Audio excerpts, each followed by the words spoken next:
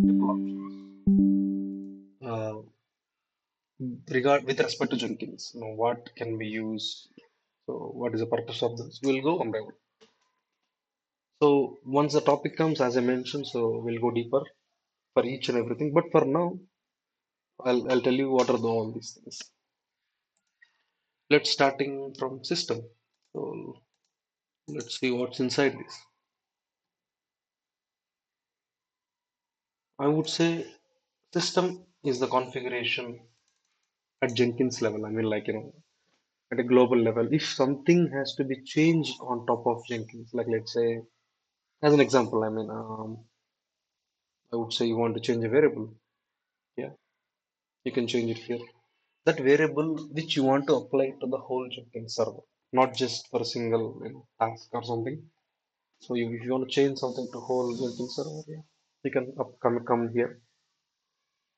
And there are few things which are which will be helpful for Jenkins here in this series. The first thing you can see is home directory. So this is where all the Jenkins configuration exists. Where lib Jenkins. Let's go here.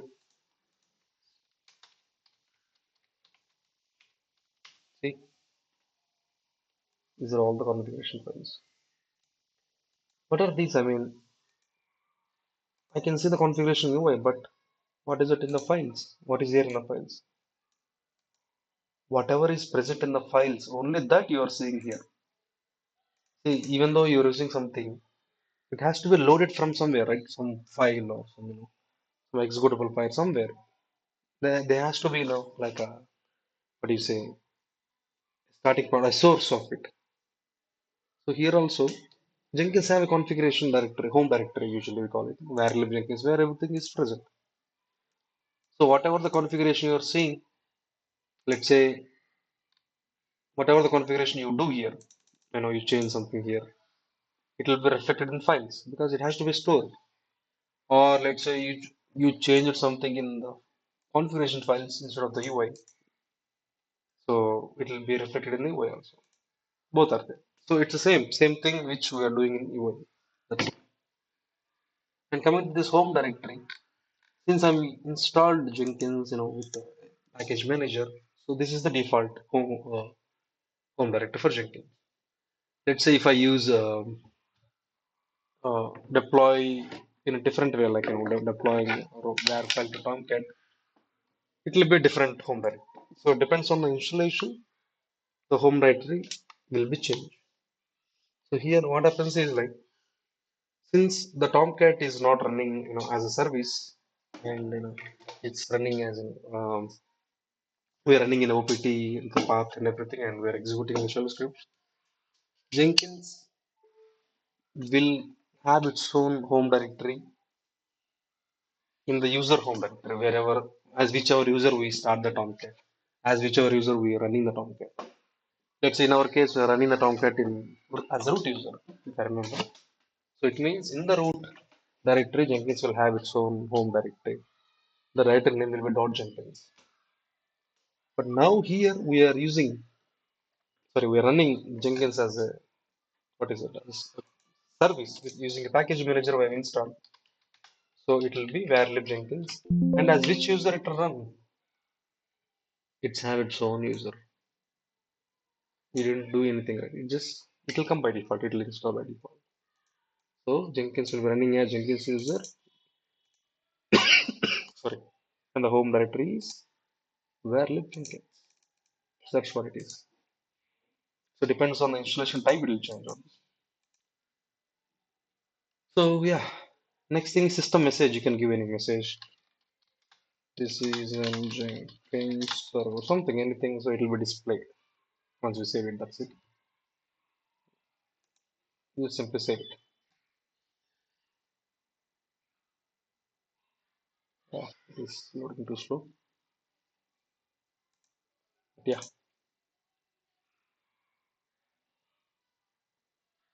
Hmm. Then I'll open this. See, this is the message that we gave. It's just showing on the dashboard. That's it. You can ignore it. Not really mandatory something, but there's an option. That's it. It's not like as I told you, mandatory not to give. But some people give, just this is some teams Jenkins or some organization Jenkins, blah blah something. It's your wish. So there is another option called number of executors. This this I'll tell you when we start working on Jenkins, when we start doing some task in Jenkins, because at the time we'll understand, what are these executors. Now it will be difficult to understand. So I'll remember it. So maybe tomorrow we'll start that class. So we'll have that. I'll explain this at the time. And labels is just the label to the Jenkins server. Can give any label. Master I just gave a default something. So next thing is these options again will come, when we start working on the task, but don't worry. Coming to this one, Jenkins location. In the Jenkins location, this is the URL of the Jenkins, right? But if you observe, this came at the time of installation. Now our IP has changed, but still it is the old one. You can change it or you can simply ignore it because this does not affect anything. So the time of install, it will ask you to give the Jenkins URL. If you're an organization in any company, so they have static URLs. Like let's say domain name or a static IP, it can be, or some anything. So they'll provide that URL. But here, since our IPs are changing because we're restarting the lab systems and the servers, so it's not constant and it's not really affect anything. The only effect what happens is, the where it will use this Jenkins URL is when Jenkins send email notifications to users. So in that email, it will use this Jenkins URL. But we haven't started that topic yet. So once we go to the email notifications, we'll see that. But for now, you can simply keep it. Or if you want, simply change it. What is my IP? 52.30.93.1. Again, tomorrow I have to change it once I restart. That's okay. Next thing we have system admin email address. Here you can give any email address. So what it will happen is whenever Jenkins sends an email, as I mentioned, right, Jenkins will send an email. For what purpose? Let's forget about it. For now, it will send an email. What is the from address for that? There should be from address, right? And a to address. To obviously will give, but what is the from? Whatever you give here, that will be the from address. So you can give, original mail, whatever the mail is there. If you don't give also, it's fine. At the time of, while we're testing it, we can give it, but no problem. But this is where it will, if you give some address, it will take this address. Any address, whatever, Gmail or something, whatever we have. All right. Hope it's clear. Next, yeah, global properties. If you remember, I mentioned earlier. So these global properties, if we set up something here, this will apply to whole Jenkins. It means whatever the task that we are running on Jenkins, it will apply to everything. Hmm, let's say environment variable. Let's say I'll add a something. Let's say 10. Okay. Now what happens is the value of a is 10 for everything, for every task, because we are setting the value globally. You can remove this, no problem. So when this will be used, whenever we give a whenever we're running the tasks, at the time we'll use it. But yeah, so we have individual task level variables or and the global variables. Just like in programming languages, like we have local variables, global is where everyone can use. Local is only within the function or within the class. So similar like these global variables can be used in every task wherever we run in Jenkins. There are local variables also only for specific tasks that are also there. So yeah, it's about global properties. Now I think another one is here. These are all come when we start the topics. Another one is email notification. There is a yeah, email notification. There are two options for emails. We'll discuss both of them. Email notifications is whenever we finish something, a task or can be failure or success, we'll send an email notification to respective people. How it will send? Because take anything, any email provider like Gmail, Yahoo, or something. It requires an SMTP server, an outgoing server. That is what we call an outgoing server, and there will be a port number for that. That is required in order to send an email address for anything. Even for Gmail, there will be. Let me Google it.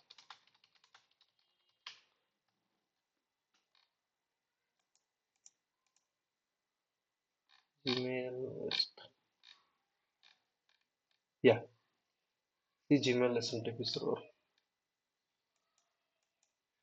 port number. So for every email, there will be address and receiver address. It means if you want to send mails, you need to have an SMTP server, smtp.gmail.com. It seems. For everything, it will be different. Let's say for your organization, you have your own mails, email provider. If you have, it's easy to create. So you'll have your own SMTP address. So you have to figure out that if you're working in an organization, you have to figure out that any IT guys will say that. I mean, it's fine. So they'll know it because they'll configure the emails and everything, right? So you can simply ask them. They'll say you don't have to bother about that, and you have to use that in order to send mails. So SMTP server address, port number, and of course, if you remember on the above, we have set system admin email address, correct? That is from address. Two will be used based on our requirement, but the configuration to send an email address is mentioned in the system. So got it? That's about system. This is overall the Jenkins configuration. What we have. Next thing we have something called the tools. Let's open what is there. Tools. I would say something like if you want to integrate any third-party tool into Jenkins, this is where you have to do. This is where you have to do in the tools section. So you can see the options like let's say Git or Maven. Forget about others, but these are our known tools, right? So if you want to integrate any tool into Jenkins, this is the place. Tools is the section where you have to come. But why we need to integrate in the first place? I mean, why it is required? Because you have to do the task, correct? Let's say if I want to do Maven build, I have to use Maven obviously. But what Jenkins is doing here, I mean, it's doing on behalf of us. See, we are doing mbn clean install mbn something like that. The same thing will be done by Jenkins automatically without we doing it manually. But we have to tell Jenkins, right? Hey Jenkins, this is Maven. I'm doing building with Maven. So I'll integrate this tool to you. You use this tool, Maven tool, build the code. Whatever I'm doing, you do it. Then Jenkins will do it. Otherwise, Jenkins doesn't know what to do. Jenkins, you just have to give details to Jenkins, what to do, how to do. That's it will do it.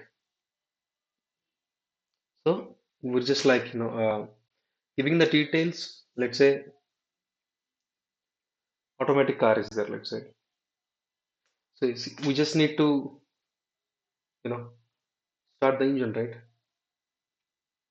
We keep it in drive mode. That's it. The gears will automatically handle based on the speed, right? So it will be automatically manageable. I mean, we don't need to do. the gearing. Similarly with the manual, we have to do gearing by ourselves. That's why we call it manual because we are handling it. Similarly here, automatic means Jenkins handling everything internally. We just have to tell, we just have to keep it in drive mode. We just have to tell that, okay, do like this by using this. That's it. It will take care of it. Any function, not just Maven. I'm just saying Maven as an example. Anything it can be. You want to do sonar analysis? Integrate sonar into Jenkins and tell, okay, use the sonar to do analysis. It'll do it. Want to deploy something to Tomcat? Same thing. Do the integration of Tomcat and deploy it. So like that. So anything it can be done. Like by integrating the tool. But I see only Git. Git is running, of course. Git obviously. I see some other tools. Maven, Git. I see Maven. What about other tools? Why they are not showing here? That comes with this. This is called plugins. If you want to add some functionality, you install a plugin.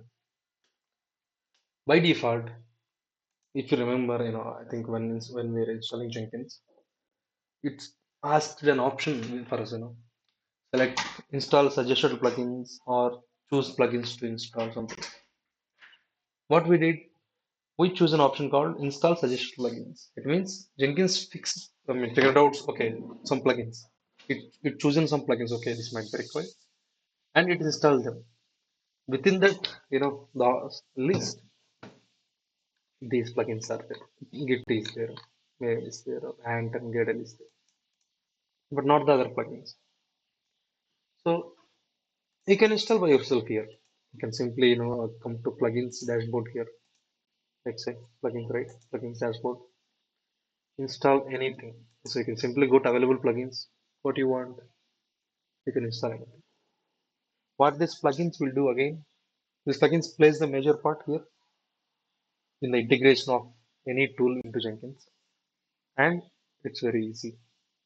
All we have to do is like choose which plugin you want and install it, which is suitable plugin for us and install it. Once it is installed, the functionality will come to that plugin functionality will come to Jenkins. Okay, this is when functionality is fine, but what is plugin? What is that? Plugins are nothing but scripts. Scripts. Usually the script is .hpa, .hpa, HPA scripts. So plugins are nothing but HPA scripts. So whatever the functionality, how it should respond, how the plugin should work, everything they have written in a script and they have built it. That script is available for us. We can download that as a we can download the HPA script or we can install from here by default. Internally it is downloading the HPA file only. Or we can download by ourselves, we can also install it. Or another option is here. If you want to create your own plugin, let's say you have a requirement, but Jenkins does not have a plugin for that. You can create your own plugin. If you remember, Jenkins is open source. You can create your own plugin, you can use it. Just create a HPA script and upload it. That's it. Of course, written in Java, obviously. But let's see how to install a plugin. Simply go to available plugins. See, there are all the plugins available. You can search for what you want and install it. Let's try. Let's try installing something. Let's say Sonar plugin. We haven't installed that, right? Let's try. Come on, man. Yeah, let's try. Let's say Sonar. This is the one, Sonar scanner. Just simply select it, install. That's it. It's going to download a page if you see. Download focus plugins.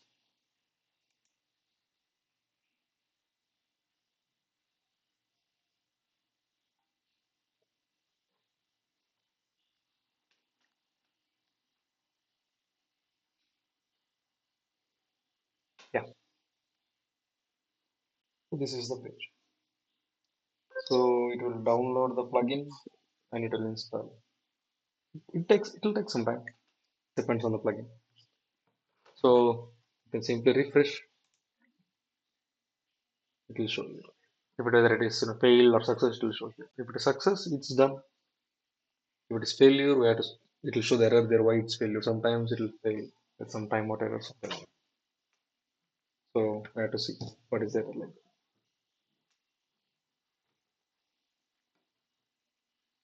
It's success. Now let's see. So now what is our thing? We install Sonar plugin. It means Sonar. I mean, why we install? Just for example, I mean, why we want to integrate a Sonar scanner, or sorry, Sonar server or scanner into Jenkins. Simply go to tool section. Let's see if we see any difference over there.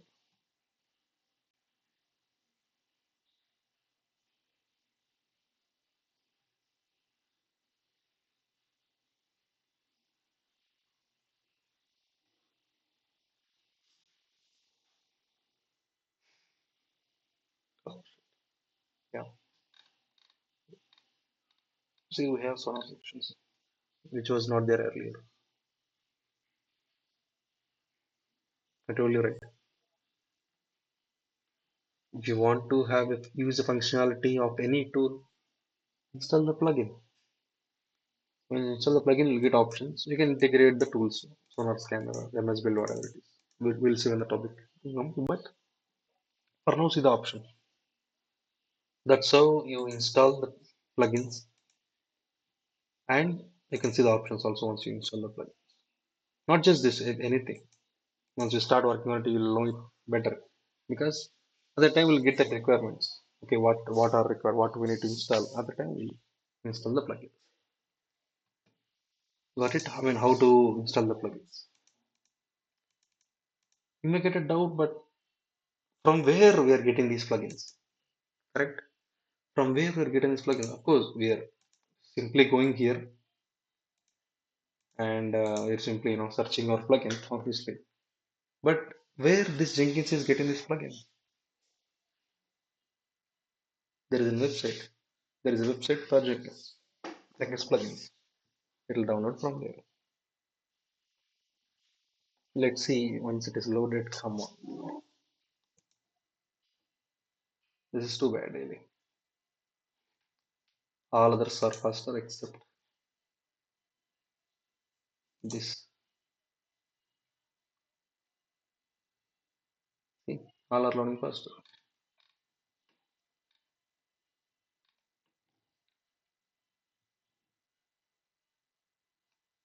Yeah, that's okay.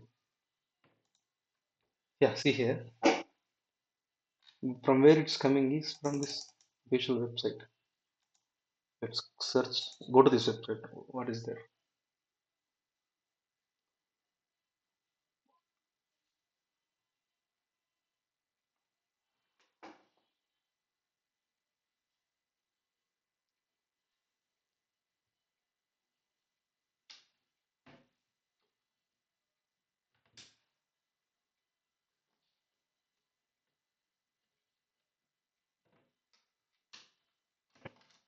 Yeah, this is the URL.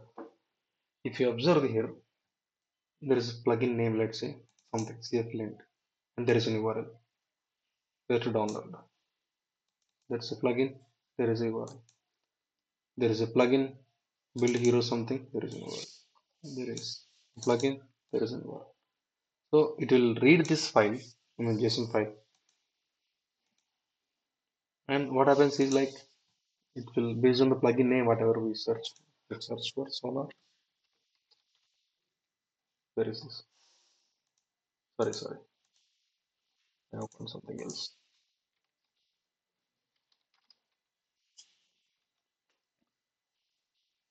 So many are there. What is our Sonar? Not core scanner, obviously.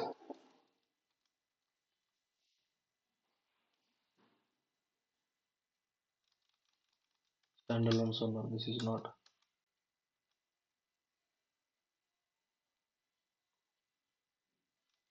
It'll take too much time. That's okay. Let's see. There is our scanner. Sonar quality gates, sonar graph. I think somewhere here it should be.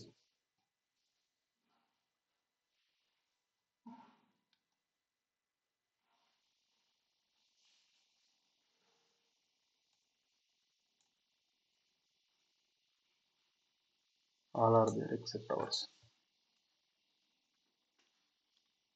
It will be somewhere, but I'm just trying to see where it is. We already installed it, that's fine, but an official website it should be present.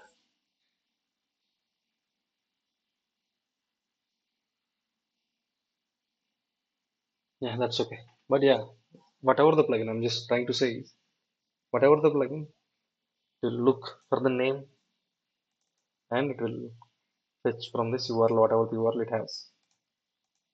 You can simply change the website if you have a different one and submit it. So this is where it downloads the plugins. Now you know how to download and from where it's getting. Let's say sometimes the plugins are not available. You have to download manually from internet. Let's say some HPA files. Similarly, you can download from Jenkins website.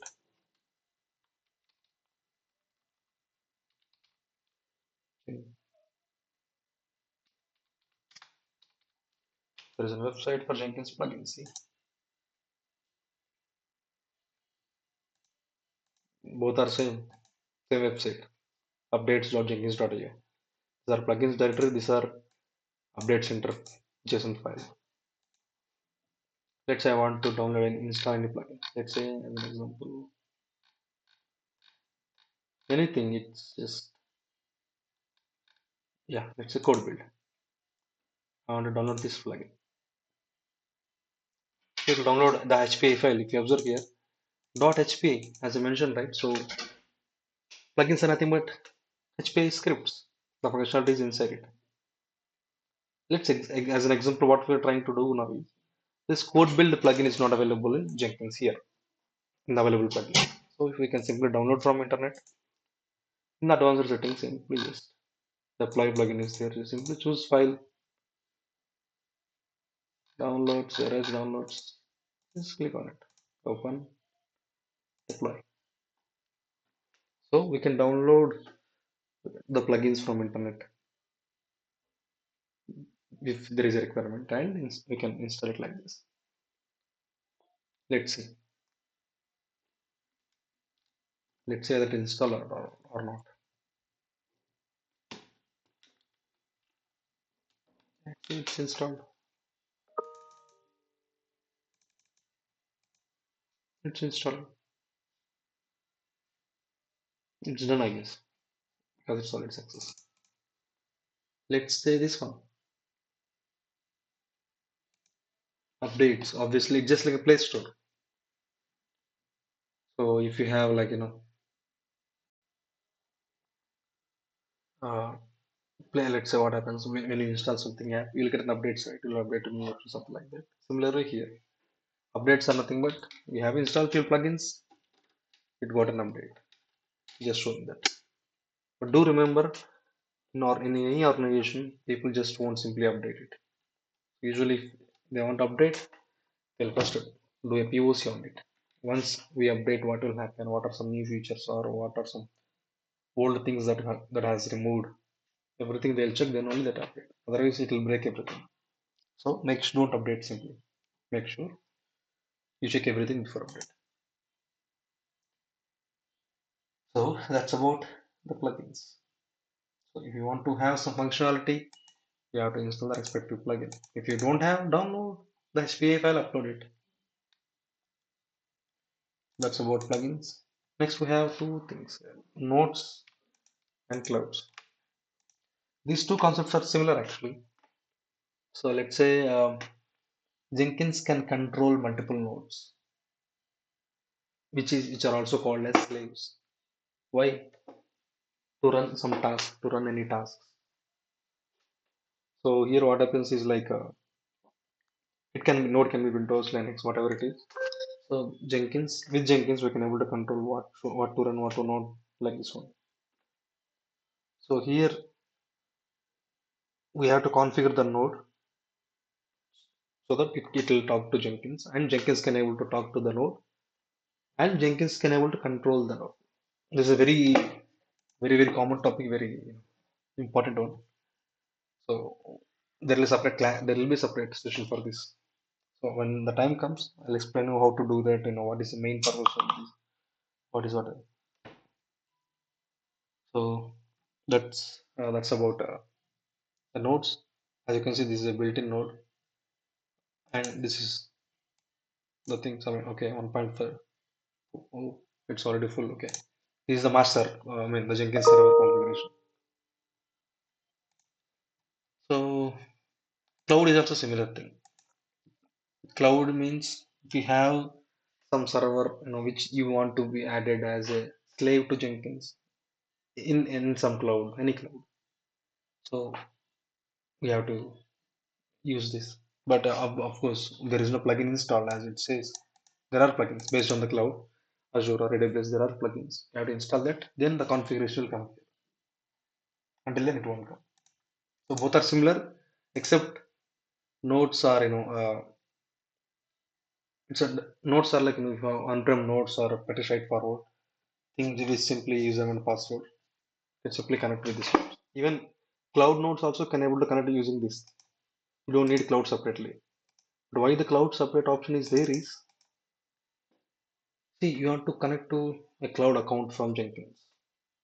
So those extra configuration options for authentication purpose, and it will be here. Got it? So that's what uh, the cloud, the cloud option is, and the nodes option is. Thank you.